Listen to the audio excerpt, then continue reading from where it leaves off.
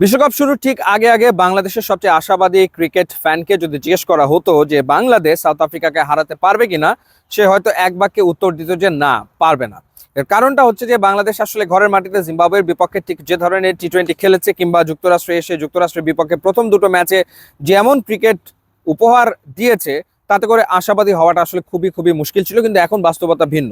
শ্রীলঙ্কাকে হারিয়ে বাংলাদেশ দল এখন ভীষণ রকম চনমনে, এবং দ্বিতীয়ত খেলাটা হবে হচ্ছে নিউ ইয়র্কের নাসাউ কাউন্টি ইন্টারন্যাশনাল ক্রিকেট স্টেডিয়ামে, যেখানে অদ্ভুত সব ঘটনা আসলে ঘটে, যেখানে ভারতের ব্যাটিং লাইন আপ হুড়মুড় করে ভেঙে পড়ে যায়, পাকিস্তানের বিপক্ষে 119-এ গুটিয়ে যায়, যেখানে কানাডার 137 এখন পর্যন্ত হায়েস্ট, যেখানে শ্রীলঙ্কা 77 রানে অল আউট হয়, যেখানে এই 77 রান করতে সাউথ আফ্রিকাকে 16 ওভারের বেশি আসলে খেলতে হয়, কিংবা নেদারল্যান্ডসের বিপক্ষে সাউথ আফ্রিকার 12 রানে 4 উইকেট পড়ে যায়। সুতরাং এখানে যে কেউ যে কাউকে আসলে হারাতে পারে।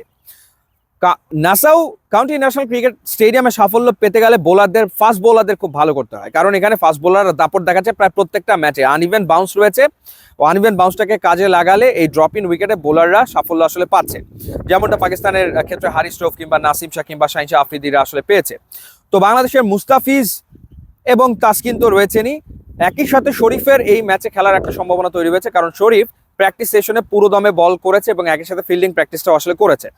সো এই তিনজন যদি থাকে সাউথ আফ্রিকার এগেনস্টে বাংলাদেশের প্লেইং 11-এ, তাহলে বাংলাদেশের ফাস্ট বোলিং ডিপার্টমেন্টটা বেশ শক্তিশালী আসলে হয়। আর দ্বিতীয়ত হচ্ছে যে রিশাদ, বাংলাদেশের এক্স ফ্যাক্টর এবারে টি-20 ওয়ার্ল্ড কাপ, এবং সাউথ আফ্রিকার ব্যাটাররা রিশাদ সম্পর্কে খুব একটা অবগত তো নয়। তো হ্যাঁ, সাউথ আফ্রিকার ব্যাটিং লাইন আপের দিকে তাকালে সেখানে হেনরি ক্লাসেন রয়েছেন, এইডেন মার্করাম রয়েছেন, কিংবা কুইন্টন ডিককের মতো প্লেয়াররা রয়েছেন যারা আইপিএল মাতিয়ে এসছেন। কিন্তু আইপিএল এক বাস্তবতা, এবারে টি-20 ওয়ার্ল্ড কাপ আর এক বাস্তবতা, দুটোর ভেতরে কোনো মিল আসলে নেই। সুতরাং রিশাদের বল আমরা দেখেছি ডালাসে কিভাবে করে ঘুরেছে, নিউ ইয়র্কে আরো ভালো হওয়ার সম্ভাবনা রয়েছে, এবং রিশাদকে খেলতে বেগ পেতে হতে পারে সাউথ আফ্রিকার। আর মুস্তাফিজের প্রসঙ্গ আনতেই হয়, বলা হয়ে থাকে যে মুস্তাফিজ সেরা বলটা করে থাকে হোম আফ্রিকাতে মিরপুরে বা এশিয়ান কন্ডিশনে। কিন্তু আমার কাছে মনে হয় যে এই ড্রপ ইন উইকেটে মুস্তাফিজের কাটার স্লোয়ার বা বাউন্সার খেলাটা দুষ্কর হয়ে যাবে সাউথ আফ্রিকার ব্যাটারদের জন্য। সো বাংলাদেশের বোলারদের জন্য একেবারে দারুণ একটা ব্যাপার হবে, কিন্তু একই সাথে বাংলাদেশের ব্যাটারদেরও চ্যালেঞ্জটা ফেস করতে হবে। তো সেই ক্ষেত্রে কাগিজোর আবাতার পেস, এরপর নরকিয়ার পেস, সেটা সামলাতে হবে।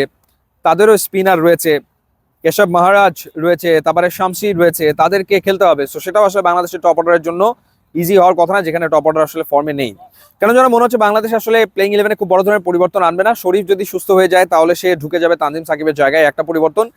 শেখ মাহাদি কিছুটা, শেখ মাহাদিকে কি খেলাবে? শেখ মাহাদি আসলে ভারতের বিপক্ষে ওয়ার্ম আপ ম্যাচে খুবই ভালো বল করেছিল এখানে এই স্টেডিয়ামে। তো সেই ক্ষেত্রে তাকেও টিম ম্যানেজমেন্ট বিবেচনা করতে পারে। এই তো তো দেখা যাক বাংলাদেশ কিভাবে প্লেইং 11টা আসলে সাজায়। কিন্তু সাউথ আফ্রিকার বিপক্ষে ম্যাচ এখন বাংলাদেশ জিততেই পারে, হ্যাঁ জিততেই পারে, সেই বিশ্বাসটা আসলে তৈরি হয়ে গেছে। আর যেহেতু খুব বড় রানের প্রয়োজন পড়ছে না, নাসাউতে তো বড় রান আসলে হচ্ছে না, 137 কানাডা করেছে, ওটাই হায়েস্ট। সো বাংলাদেশ টিমের যে ব্যাটিং লাইন আপ, সেই লাইন আপের পক্ষে 140-150 করার সক্ষমতা তো আছে, সেটা আগে ব্যাট করেও কিংবা পরে ব্যাট করেও, কারণ ব্যাটিং অর্ডারটা তো অনেক লম্বা।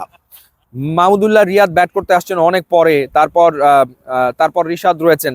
সো ব্যাটিং লাইন আপটা যেহেতু লম্বা, টেনে টুনে মোটামুটি 130-140 করার সামর্থ্য বাংলাদেশের আছে। যদি শুরুতে ব্যাট করে তাহলেই কিন্তু দেখা যাবে যে সাউথ আফ্রিকাকে চাপে ফেলতে পারবে বাংলাদেশের বোলাররা।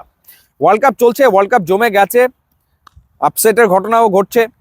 তো নিশ্চয়ই আপনি এনজয় করছেন, এবং একই সাথে খেলা দেখতে দেখতে যদি খেতে ইচ্ছে করে তাহলে ফুড প্যান্ডায় আপনার পছন্দের খাবারটা অর্ডার করে ফেলতে পারেন, এবং অনেক অফার রয়েছে ফুড প্যান্ডার। সেই অফারগুলো ডেফিনেটলি লুফে নেবেন, তাতে করে সাশ্রয়ী মূল্যে আপনি আপনার পছন্দের যে খাবার, সেই খাবার আপনি অর্ডার করে খেতে পারবেন, এবং বিশ্বকাপ দেখার যে মুহূর্তটা সেটা আরো দারুণ হবে নিশ্চয়ই। ইউটিউব ইনস্টাগ্রাম লিঙ্ক দেওয়া আছে, যোগ দিলে খুবই খুশি হবে। Thanks for watching.